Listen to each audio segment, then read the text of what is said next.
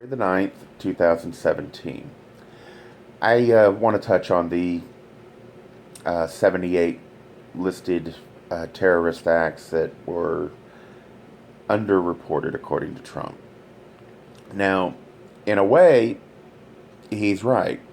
And the reason why he's right is because for 8 years, President Obama, for some reason, felt that words mattered more than actions. So what he did was go to the extreme of basically removing any mention of the word war.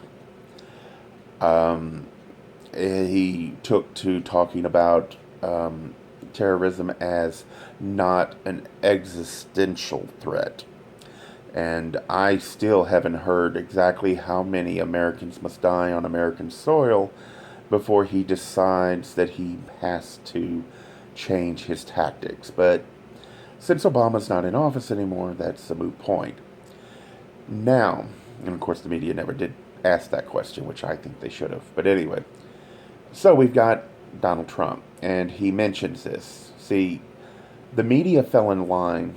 They didn't want to be labeled as hate mongers or the one that created the environment where Americans overreact, which is what Obama believes happened under George W. Bush. So they fell in line. Now, they still reported the news. They just went out of their way to sugarcoat it as much as possible so that they wouldn't be blamed for increasing anxiety out there. Words became more important than the actual actions. What Trump did was mention this, and it got the media emotionally to respond, which they usually do. And they listed all 78 of the ones that they did report on. Now, what they've done is actually break what Obama was originally pushing, which was they've listed all of them. They pointed out exactly how many terrorist attacks have happened over, I believe, the last 5 years. That says a lot. That drives home the point almost as much as playing the 9/11 attacks on the World Trade Center over and over, which, by the way, the media stopped doing because they felt that it was antagonistic to the American citizens and making us overreact, which, like I said, that's Obama's whole narrative. That is what they did. And that's why this argument works for for Donald Trump, because of the fact that they did fall in line. They did bend over backwards. Look at the Pulse nightclub in Orlando. They bent over backwards, even though it was an Arabic sounding name.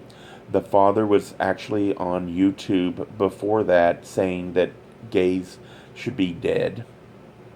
And his son kills all these people, and yet they bent over backwards to try to say that he was not a real terrorist because he was just a self-hating gay person. I don't know if he's gay, nor do I really care. The last time I heard, if you kill a lot of people and you have no argument with them, you just go in and start shooting, that to me sounds a lot like terrorism. Just like it was when in Canada when they attacked and in a Muslim people died there. That's also a terrorist act.